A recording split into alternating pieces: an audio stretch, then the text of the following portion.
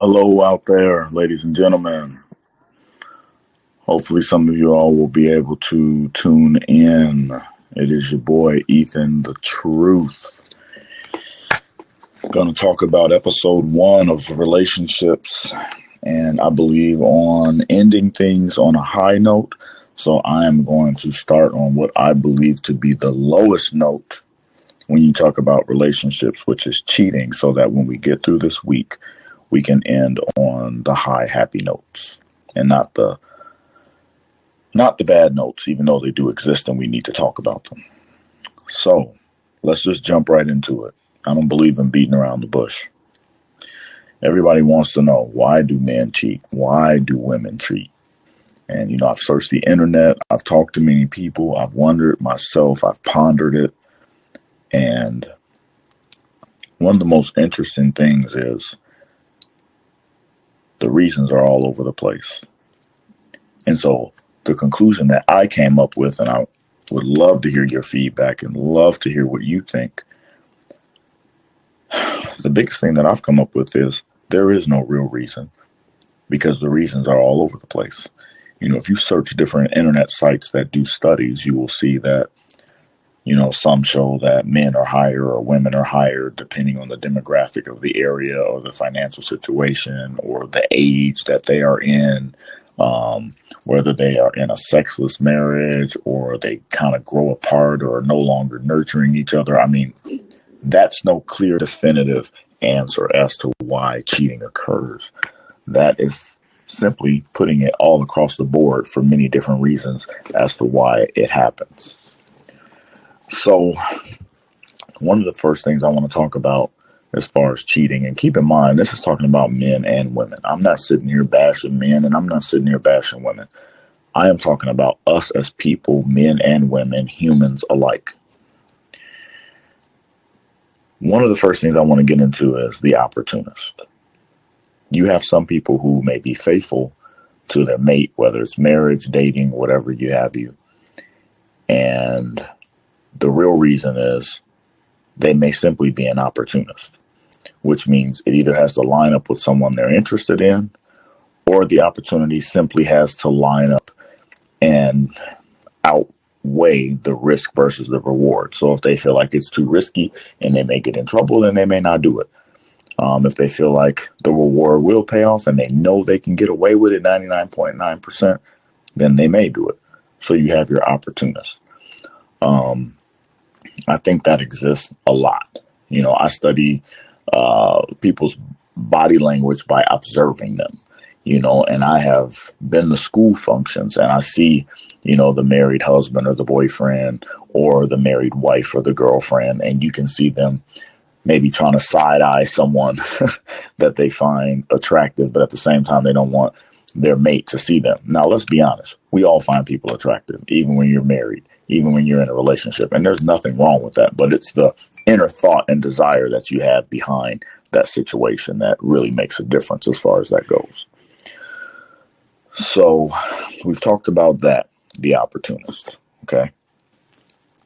Now, let's get into talking about a person who is in love with themselves still. In order to be in love with someone else, you have to love yourself. But when a person is still in love with themselves, that presents a whole nother issue, because when you're in love, that's what you put first. So it is virtually almost impossible to put forth the effort to put someone else first who you are in love with if you are still in love with yourself. That goes for men and women, because when you are still in love with yourself, you put yourself first.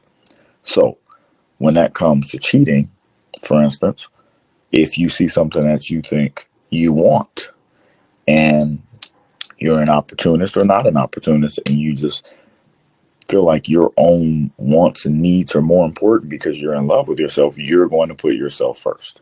That goes for a man or a woman, doesn't matter. You will put yourself first, and you will end up cheating on the person that you are with. So I think that's something where only the individual can ask themselves, am I still in love with myself? No one else can answer that question for you. You know, we all are gifted in many different ways, whether it's some ability or physical attributes that we have. And you may fall in love with yourself because you may be able to legitimately recognize that you have some gifts that other people don't possess. There's nothing wrong with that.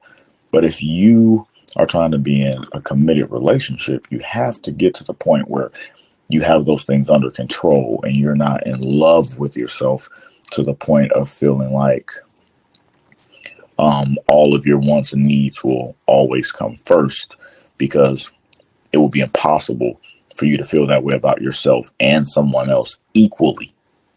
Not loving yourself, but being in love with yourself. There's a difference. And then trying to be in love with someone else. Okay. So let's talk about sizing up. Okay. Whether you will or won't accept something. So this is very similar to the opportunist. Some people will size up the situation just to kind of figure out whether it's something that they want or don't want. That means maybe the opportunity's there, or maybe it's just they haven't gotten the attention from someone that they would actually cheat with. Okay. So if they had the opportunity to be with someone that they actually desired, then they may cheat. But if they feel like this person isn't attractive, or maybe they don't like this parts of this person's personality, so they would never try to, cheat because of that. The thing that you have to realize when it comes to cheating is the only way to not want to cheat is to actually be honest with yourself about what it is that you are looking to get out of a relationship, and whether or not you are willing, not willing, but ready to be in a relationship. If you can't be honest with yourself about those things, it's going to be really, really hard for you to stop yourself from cheating. It'll be a constant battle because you're not being honest with yourself about the things that you really want going forward with that person. Okay. I'm going to move on to another point here. Then you have the person who's never committed and never stopped. So you have an individual, and this happens to a lot of people, male or female, especially in today's day. We have so much social media. We have so many electronic devices. I mean, I'm in the United States. If I wanted to be in a relationship with someone in London, I could, okay? Because we can FaceTime, we can text, we can email. It's all available, stuff that we didn't have 25 years ago to do, okay? That makes it easy to be in a relationship and to cheat while you're in a relationship. So you have this individual who's never committed, never stopped doing what they were doing to begin with. So maybe they are only sleeping with the person that they are married to or in a relationship with, but they have all these other side activities going on because they never stopped cutting off relationships that were beyond a friend portion of a relationship. Then what ends up happening is, over time, if the desire to keep up these relationships that they've never cut off and never ended when they committed to someone else, these relationships begin to grow because you are fertilizing them and watering them over time. And then when the situation presents itself or a person loses self-control in the wrong moment, they will end up cheating in one of these situations. Okay. Now, a lot of people will tell you that they committed. I was committed. I made a mistake. I cheated. That very well may be. But a lot of times, if you look and you look deeply into yourself, not looking deeply into someone else, because you can't do that. You can't read someone else's mind and someone else's heart. We have to look deeply into ourselves, each one of us as an individual, to figure out whether or not we fit into one of those categories. So you would have to look deeply into yourself to figure out if you ever really committed in the first place, whether or not you were committed or never committed in the first place. That is not something easy to do because it's very easy to lie to yourself. You're the one that's answering your own yes and no questions. So it can be very difficult to be honest with yourself. Another point that I have here that I want to share with you is a person that's still seeking conquest, okay? They have some unfulfilled voids. Let's talk about that. So, as we know, human interaction is something that is a normal thing for us. It is something that we want. It is something that we enjoy.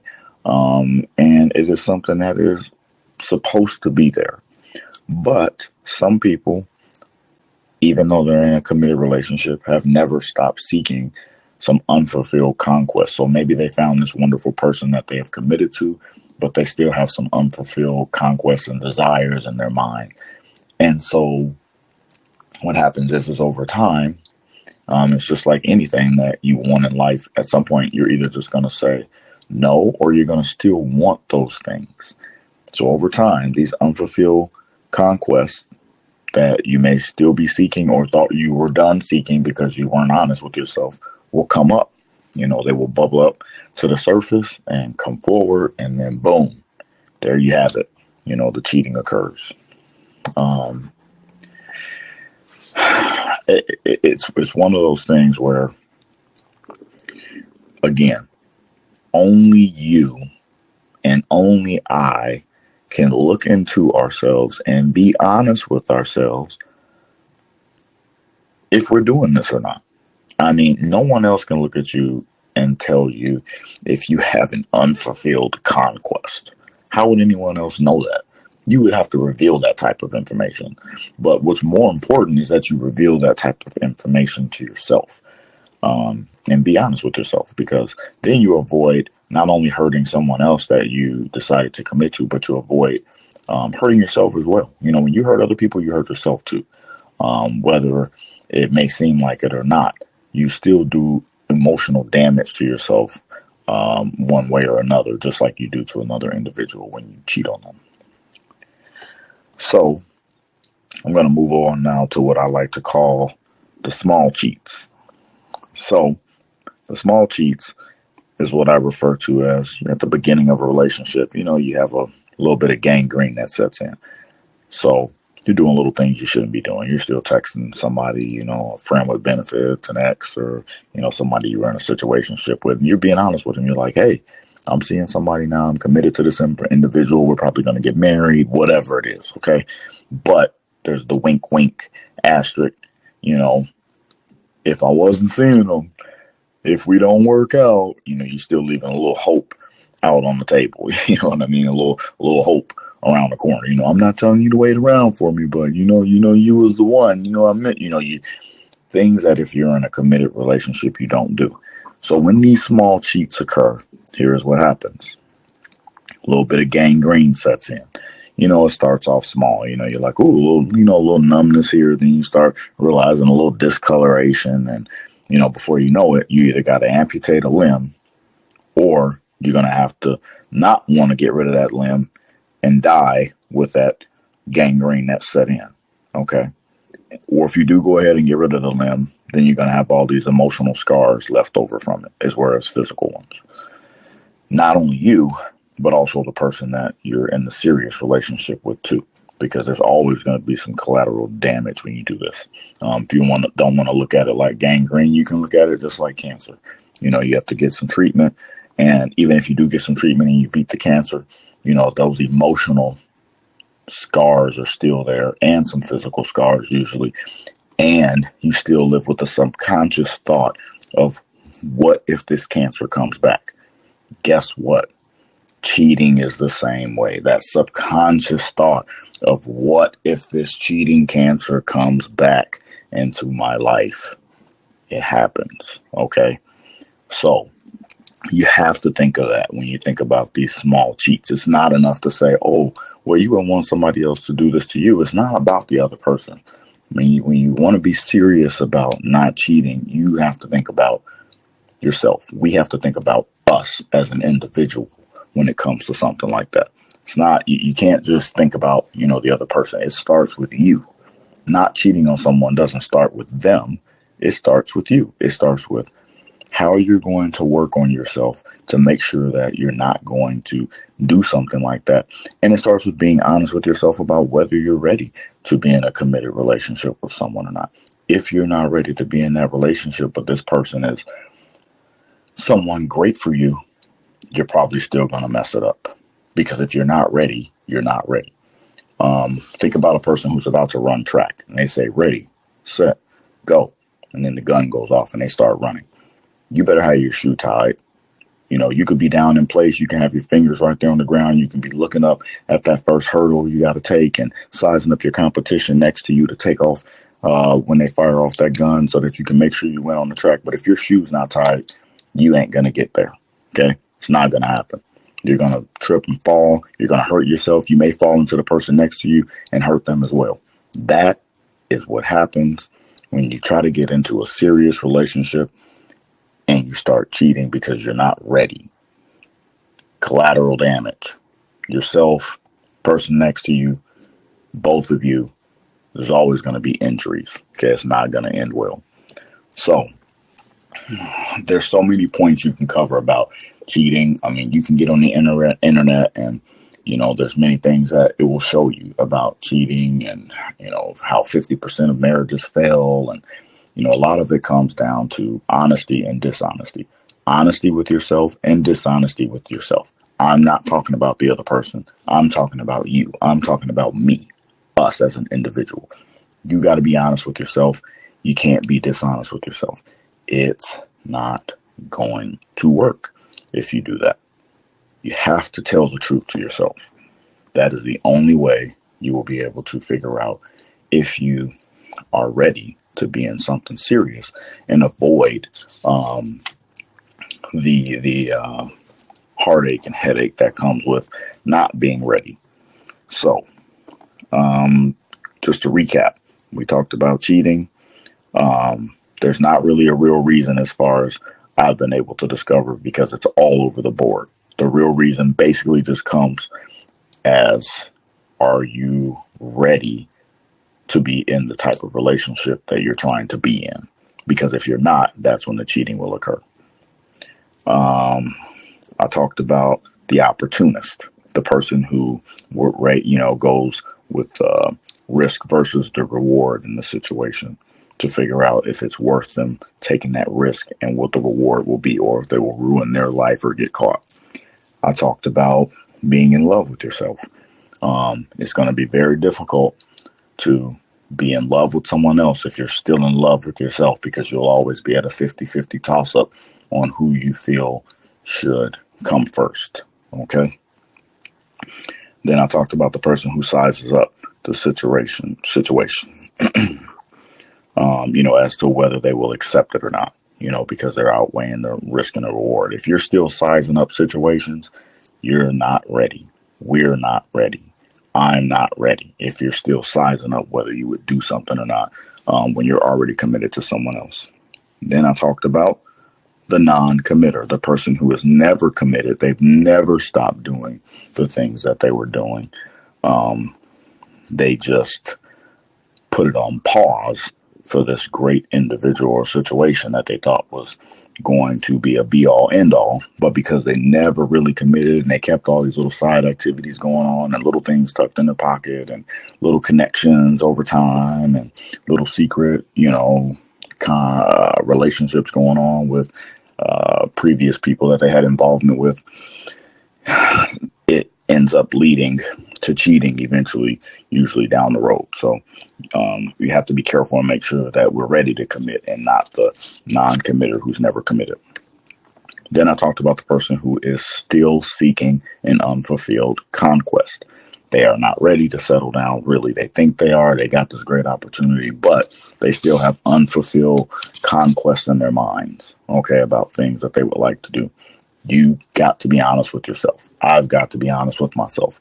We can't read each other's minds. Only you know if you still are seeking a conquest or not, or if you have unfulfilled desires and things that you want to do that aren't going to fit into the committed relationship that you're in. Then I talked about the small cheats.